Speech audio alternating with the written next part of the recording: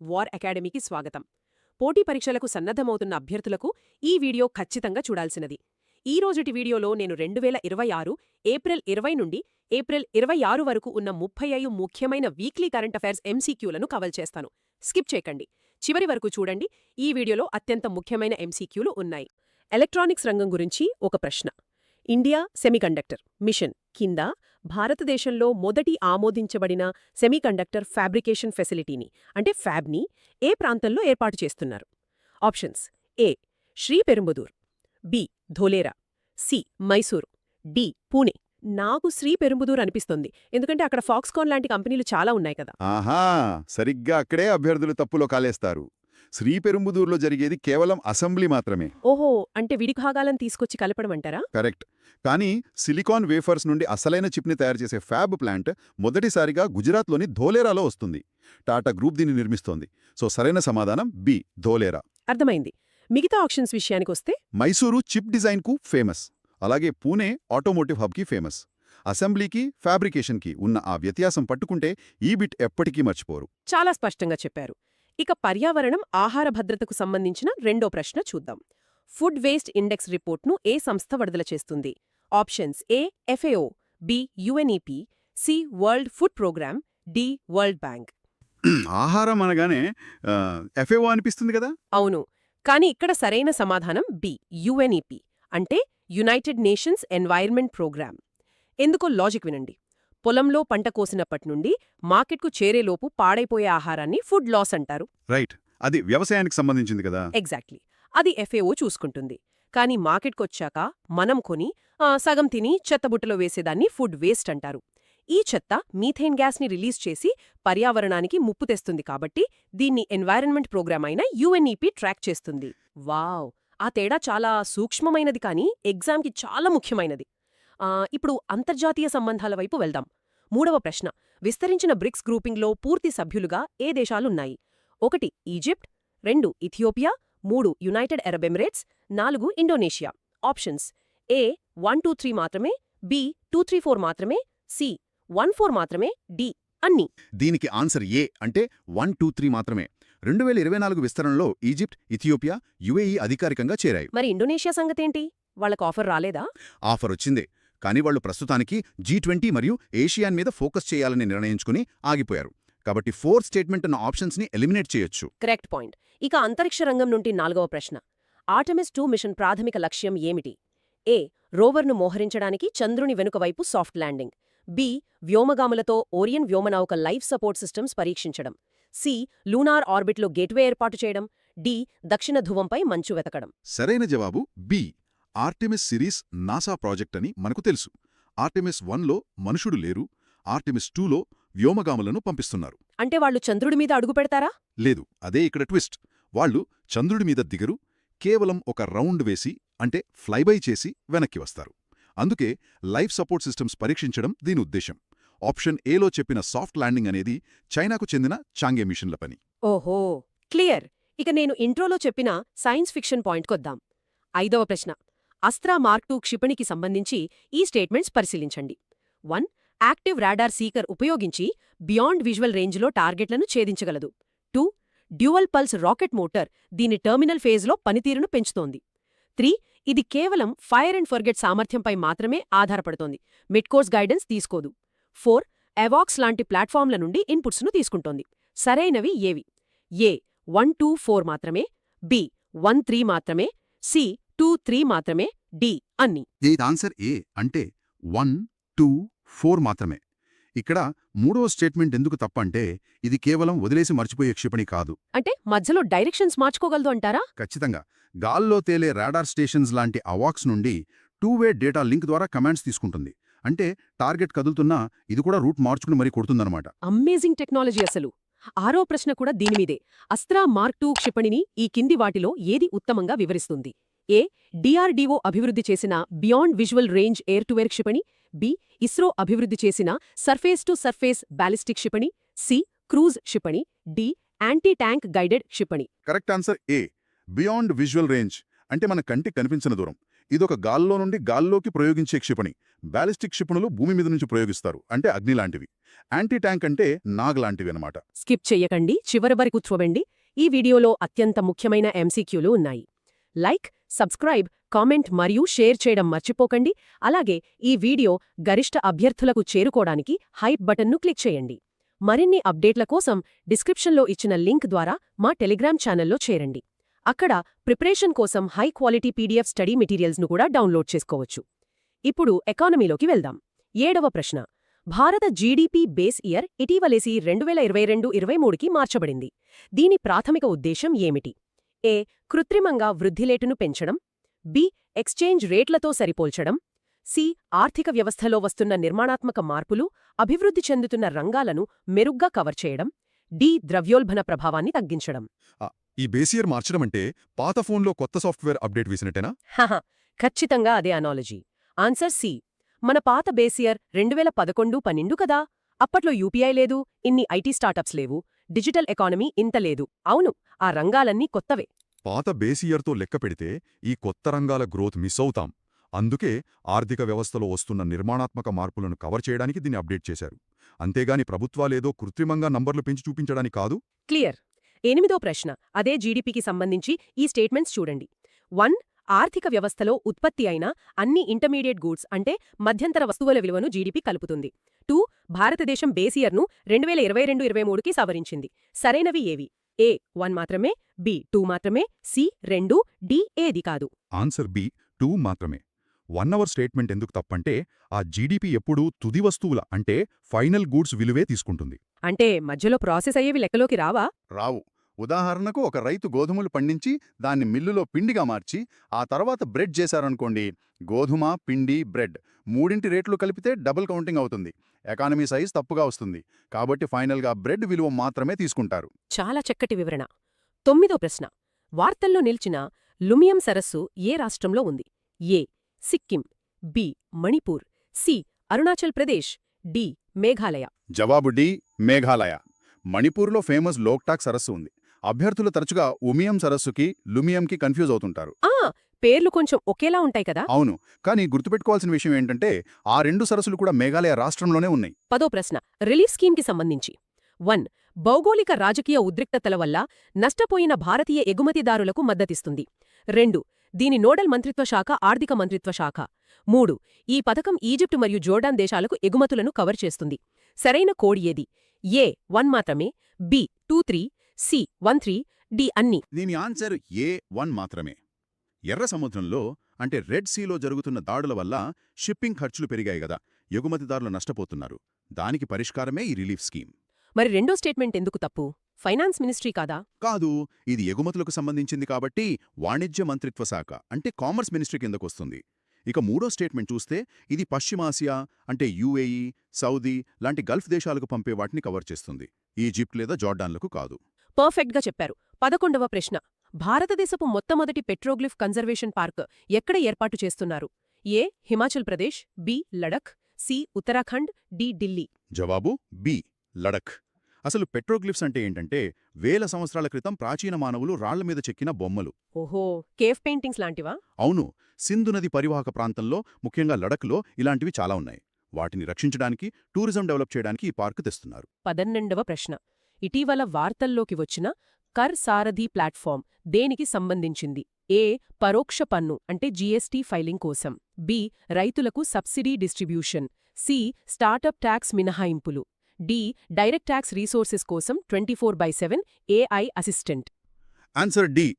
పేర్లోనే ఉంది కదా, కర్ అంటే పన్ను, సారథి అంటే తోడు. Central board of direct taxes వాళ్లు పన్ను చెల్లింపుదారుల సందేహాలు తీర్చడానికి పెట్టిన ఆర్టిఫిషియల్ ఇంటెలిజెన్స్ అసిస్టెంట్ ఇది.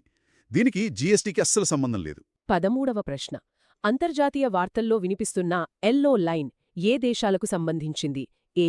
చైనా మరియు ఇండియా, బి. నార్త్ కొరియా మరియు సౌత్ కొరియా, సి. ఇజ్రాయెల్ మరియు లెబనాన్, డి. రష్యా మరియు ఉక్రెయిన్. Answer C.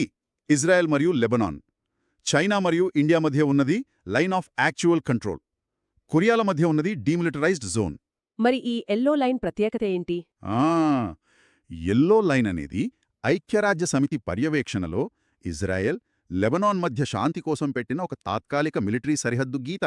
స్కిప్ చేయకండి, చివరి వరకు చూడండి. ఈ వీడియోలో అత్యంత ముఖ్యమైన ఎంసీక్యూలు ఉన్నాయి. లైక్, సబ్స్క్రైబ్, కమెంట్ మరియు షేర్ చేయడం మర్చిపోకండి. అలాగే ఈ వీడియో గరిష్ట అభ్యర్థులకు చేరుకోవడానికి హైప్ బటన్ను క్లిక్ చేయండి. మరిన్ని అప్డేట్ల కోసం డిస్క్రిప్షన్లో ఇచ్చిన లింక్ ద్వారా మా టెలిగ్రామ్ ఛానల్లో చేరండి. అక్కడ ప్రిపరేషన్ కోసం హై క్వాలిటీ పీడీఎఫ్ స్టడీ మెటీరియల్స్ను కూడా డౌన్లోడ్ చేసుకోవచ్చు. 14వ ప్రశ్న. ఇందాక ఒక లేక్ గురించి అడిగాను, ఇప్పుడు మళ్ళీ అదే టాపిక్. ఉమియం లేక్ ఏ రాష్ట్రంలో ఉంది? A Sikkim, B Punjab, C Meghalaya, D Odisha.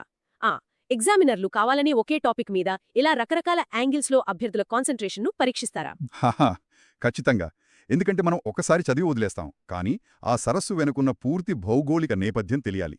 దీనికి జవాబు సి మేఘాలయ. దీనికున్న ప్రత్యేకతేంటి? ఇక్కడ హైలైట్ ఏంటంటే ఇది ఎప్పటినుంచో ఉన్న సహజమైన సరస్సు కాదు. హైడ్రో ఎలక్ట్రిక్ పవర్ ప్రాజెక్ట్ కోసం డ్యాం కట్టడం వల్ల ఏర్పడిన మానవ నిర్మిత రిజర్వాయర్ ఇది. ఆసక్తికరం. 15వ ప్రశ్న. ఆరెంజ్ ఎకానమీ గురించి. 1. ఇది సృజనాత్మకత, సంస్కృతి, మేధో సంపత్తి ఆధారిత ఆర్థిక కార్యకలాపాలను సూచిస్తుంది. 2. భారీ పారిశ్రామిక ఉత్పత్తి, మౌలిక సదుపాయాలపై ప్రాధాన్యతనిస్తుంది. 3. మీడియా, ఆర్ట్స్, డిజిటల్ కంటెంట్ వంటి రంగాలను అనుసంధానిస్తుంది. సరైనవి ఏవి? ఏ 1-2 మాత్రమే, బి 1-3 మాత్రమే, సి 2-3 మాత్రమే, డి అన్నీ. సరైన సమాధానం బి, అంటే 1,3 మాత్రమే. ఎకానమీలో రంగులకు అర్థాలున్నాయి. బ్లూ ఎకానమీ అంటే సముద్రాలు, గ్రీన్ ఎకానమీ అంటే పర్యావరణం, అలాగే ఆరెంజ్ ఎకానమీ అంటే మనుషుల సృజనాత్మకత. అంటే సినిమాలు, ఆర్ట్, డిజైన్ లాంటివా? ఎగ్జాక్ట్లీ, అవన్నీ దీని కిందకే వస్తాయి. రెండవ స్టేట్మెంట్లో చెప్పినట్లు ఉక్కు కర్మాగారాలు, భారీ పరిశ్రమలకు దీనికెలాంటి సంబంధం లేదు. 16వ ప్రశ్న. విద్యారంగానికి సంబంధించి ఏఐసిటిఈ ప్రారంభించిన వాణి స్కీమ్ పూర్తి రూపమేమిటి?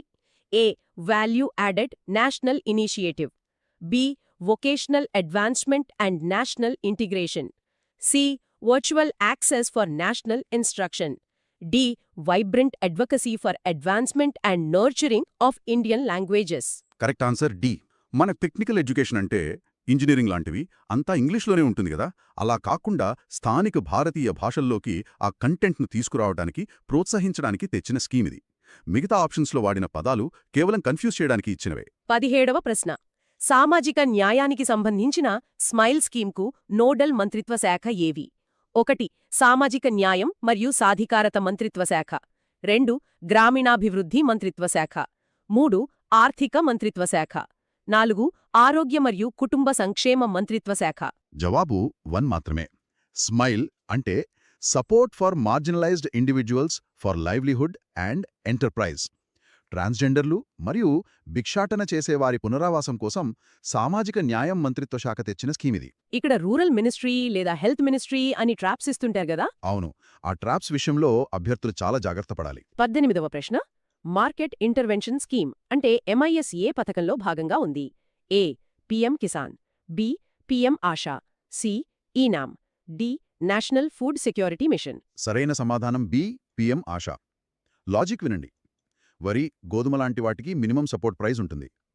కానీ పళ్ళు, కూరగాయలు లాంటివి త్వరగా పాడైపోతాయి. అంటే టమాటా రేట్లు దారుణంగా పడిపోయినప్పుడు రైతు నష్టపోకుండా అన్నమాట. Correct.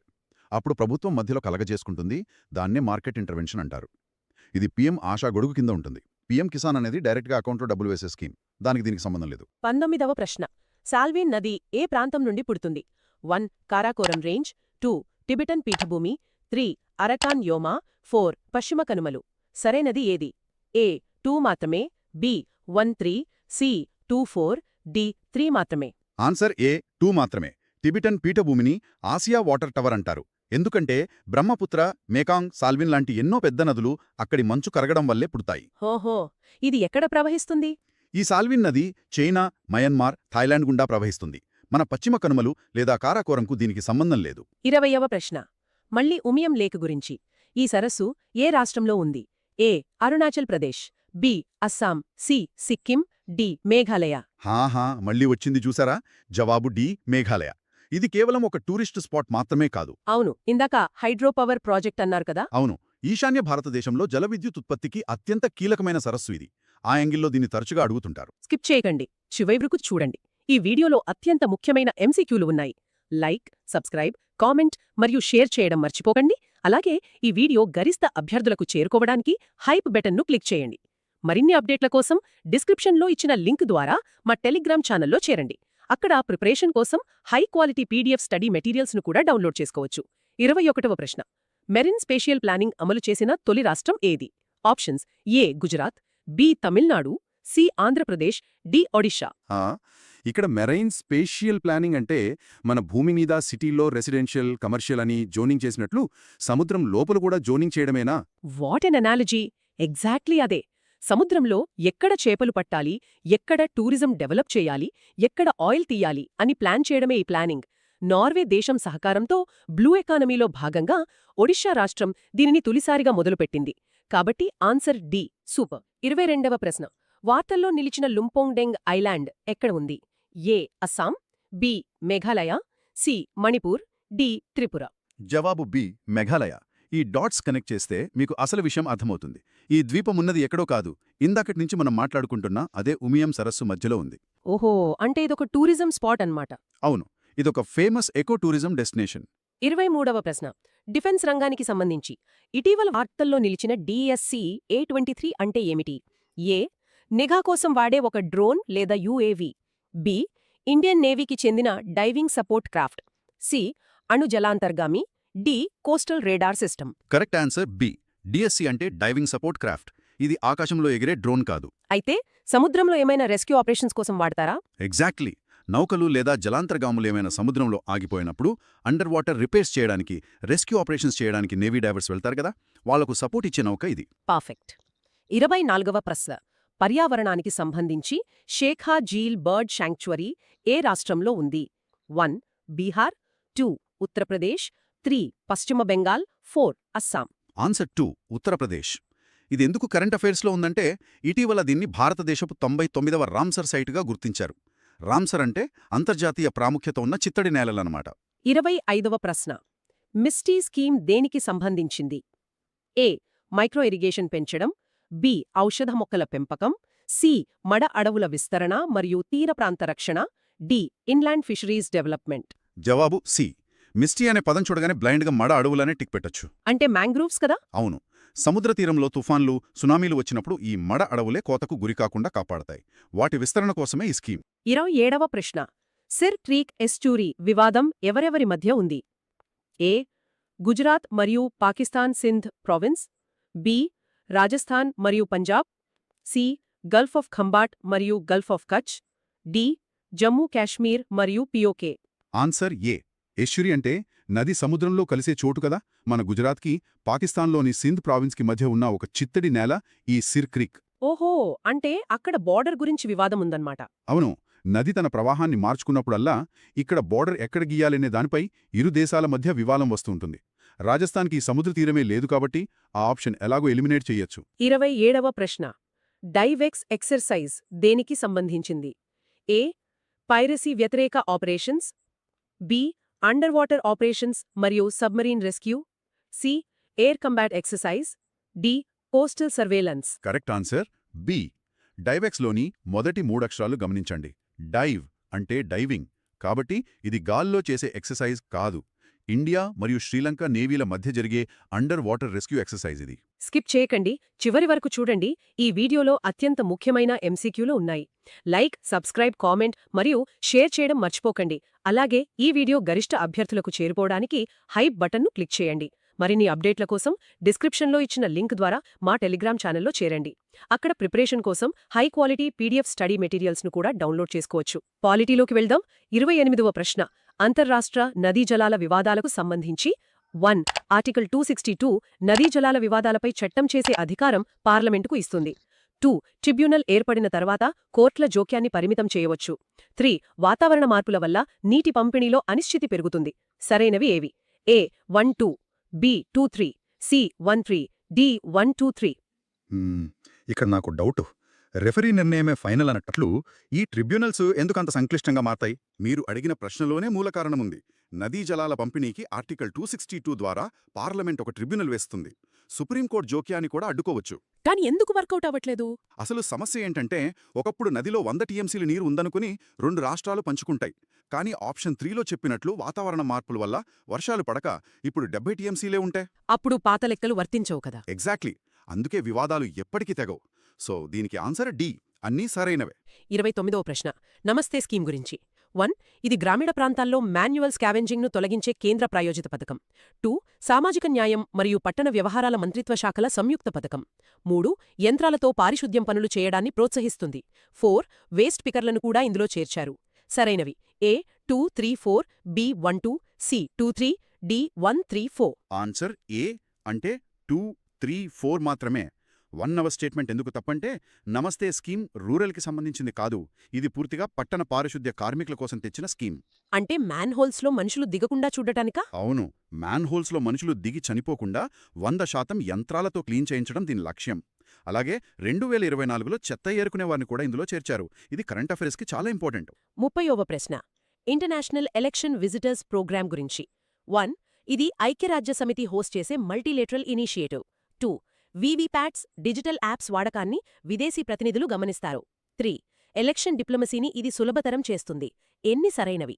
A 1, B 2, C 3, D ఏది కాదు? జవాబు బి. 2 స్టేట్మెంట్స్ మాత్రమే కరెక్ట్. ఎందుకంటే 1 అవర్ స్టేట్మెంట్ తప్పు. ఇది ఐక్యరాజ్యసమితి ప్రోగ్రాం కాదు, మన ఎలక్షన్ కమిషన్ ఆఫ్ ఇండియా సొంతంగా రన్ చేసే ప్రోగ్రాం. అంటే విదేశాల నుంచి వచ్చి చూస్తారన్నమాట మన ఎలక్షన్స్. అవును, విదేశాల నుంచి ప్రతినిధులను పిలిచి మన ఎన్నికల విధానం, ముఖ్యంగా డిజిటల్ ఓటింగ్, వీవీప్యాట్ ఎలా పనిచేస్తుందో చూపించి ఎలక్షన్ డిప్లొమసీ పెంచుకోవడమే దీని ఉద్దేశం. 31వ ప్రశ్న. ప్రాజెక్ట్ దంతక్ ఎవరి initiative? A CDAC, B RBI, C NITI Aayog, D border roads organisation. Answer D, border roads organisation. పొరుగు దేశమైన భూటాన్లో మన బీఆర్ఓ చేస్తున్న రోడ్లు, వంతెనలు, ఎయిర్పోర్ట్ల నిర్మాణ ప్రాజెక్ట్ ఇది. ఇది డిప్లొమాటిక్గా చాలా ఇంపార్టెంట్. ఇందులో ఐటీ లేదా ఫైనాన్స్ సంస్థలకు సంబంధం లేదు. 32వ ప్రశ్న. ఎక్సర్సైజ్ సైక్లోన్ ఇండియా మరియు ఏ దేశం మధ్య జరుగుతోంది? A Egypt, B Saudi Arabia, C UAE, D Oman. జవాబు ఏ, ఈజిప్ట్. ఇది 2 దేశాల స్పెషల్ ఫోర్సెస్ మధ్య జరిగే ఎడారి యుద్ధాల వ్యాయామం. ఇవి చాలా కన్ఫ్యూజ్ అవుతుంటాయి కదా పేర్లు. అవును, అందుకే గుర్తుంచుకోవాలి. యుఏఈతో డెజర్ట్ ఈగల్, ఒమాన్తో అల్ నాగా జరుగుతాయి. సైక్లోన్ అంటే ఈజిప్ట్. 33వ ప్రశ్న. సీడ్ స్కీమ్కి సంబంధించి సరైనవి. 1. డిఎన్టీ అభ్యర్థులకు ఫ్రీ కోచింగ్ ఇస్తారు. 2. ఇది కేవలం SC ST కమ్యూనిటీలకు మాత్రమే. 3. కుటుంబ వార్షిక ఆదాయ పరిమితి 2.50 లక్షలు. Options: A 1,3, B 2,3, C 1, D 1,2,3. Correct answer A అంటే 1,3 మాత్రమే. రెండో స్టేట్మెంట్ తప్పు. సీడ్ అంటే scheme for economic empowerment of DNTs. అంటే D నోటిఫైడ్ జాతుల కోసం అంటారా? అవును, సంచార జాతుల కోసం ప్రత్యేకంగా తెచ్చిన స్కీమ్ ఇది. బ్రిటిష్ కాలంలో అన్యాయంగా వీళ్లను క్రిమినల్ ట్రైబ్స్గా ముద్రవేశారు. వాళ్లకు విద్య, ఉపాధి కల్పించడమే ఈ స్కీమ్ లక్ష్యం. ఇది జనరల్ SC ST స్కీమ్ కాదు. 34వ ప్రశ్న. భౌగోళిక ప్రాంతాలకు సంబంధించి స్ట్రేట్ ఆఫ్ మల్లక్క వేటిని కలుపుతోంది? A సౌత్ చైనా సీ మరియు ఫిలిప్పీన్ సీ, B అండమాన్ సముద్రం మరియు సౌత్ చైనా సముద్రం, C అరేబియా సముద్రం మరియు ఎర్ర సముద్రం, D బంగాళాఖాతం మరియు సుండా సముద్రం. జవాబు బి. మీ మనసులో ప్రపంచ పటం ఊహించుకోండి ఒకసారి. మ్యాప్ పాయింటింగ్ లాజిక్ అన్నమాట. అవును, హిందూ మహాసముద్రంలోని అండమాన్ సముద్రాన్ని, పసిఫిక్లోని దక్షిణ చైనా సముద్రాన్ని కలిపే అత్యంత ఇరుకైన కీలకమైన ట్రేడ్ రూట్ ఇది. ప్రపంచ వాణిజ్యంలో 3 వంతులు దీని గుండానే వెడుతుంది. స్కిప్ చేయకండి, చివరి వరకు చూడండి. ఈ వీడియోలో అత్యంత ముఖ్యమైన MCQలు ఉన్నాయి. లైక్, సబ్స్క్రైబ్, కామెంట్ మరియు షేర్ చేయటం మర్చిపోకండి. అలాగే ఈ వీడియో గరిష్ట అభ్యర్థులకు చేరుకోవటానికి హైప్ బటన్ను క్లిక్ చేయండి. మరిన్ని అప్డేట్స్ కోసం డిస్క్రిప్షన్లో ఇచ్చిన లింక్ ద్వారా మా టెలిగ్రామ్ ఛానల్లో చేరండి. అక్కడ ప్రిపరేషన్ కోసం హై క్వాలిటీ PDF స్టడీ మెటీరియల్స్ను కూడా డౌన్లోడ్ చేసుకోవచ్చు. మనం 35వ మరియు చివరి ప్రశ్నకు చేరుకున్నాం. UNS కప్కి సంబంధించి. 1. దీని హెడ్ క్వార్టర్స్ థాయిలాండ్లోని బ్యాంకాక్లో ఉంది. 2. ఇండియా దీని ఫౌండింగ్ మెంబర్. సరైనవి ఏవి? A 1, B 2, C 1 మరియు 2, D ఏది కాదు? నాకు చిన్న ప్రశ్న. ఇండియా ఫౌండింగ్ మెంబర్ కావటం వల్ల ఇలాంటి ఐక్యరాజ్య సమితి ప్రాంతీయ సంస్థల్లో మనకు ఏదైనా ప్రత్యేక వీటో పవర్ ఉంటుందా? చాలా లాజికల్ క్వశ్చన్ గారు. కానీ లేదండి, యునైటెడ్ నేషన్స్లో వీటో పవర్ అనేది కేవలం సెక్యూరిటీ కౌన్సిల్లోని పర్మనెంట్ 5 దేశాలకు మాత్రమే ఉంటుంది. ఇలాంటి ఎకనామిక్ కమిషన్లలో వీటో ఉండదు. ఓహో, అంటే వాయిస్ బలంగా ఉంటుందన్నమాట. ఎగ్జాక్ట్లీ. ఆసియా పెసిఫిక్ రీజన్లో మన వాయిస్ చాలా బలంగా ఉంటుంది, పాలసీలను ప్రభావితం చేయగలం. ఇక ఆన్సర్ విషయానికొస్తే సి, 2 సరైనవే. 1947లో ఏర్పడిన ఈ ఎస్కాప్కి ఇండియా వ్యవస్థాపక సభ్యురాలు, దీని ప్రధాన కార్యాలయం బ్యాంకాక్లో ఉంది. అదండి సంగతి. ఈరోజు మనం ఎన్నో కాంప్లెక్స్ విషయాలను డీకోడ్ చేశాం.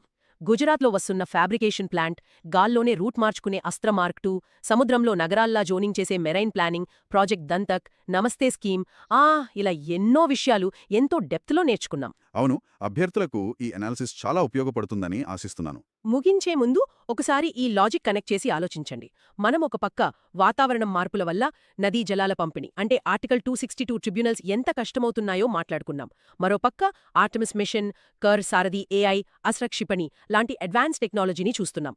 భవిష్యత్తులో ఈ ఆర్టిఫిషియల్ ఇంటెలిజెన్స్ని పర్యావరణ పరిరక్షణకు, జల వివాదాల పరిష్కారానికి ఎలా ఒక ఆయుధంగా వాడుకోవచ్చో ఒకసారి లోతుగా ఆలోచించండి. అభ్యర్థులందరికీ పరీక్షల్లో మంచి విజయం సాధించాలని కోరుకుంటూ ఈ సెషన్ను ముగిస్తున్నాం. All the best.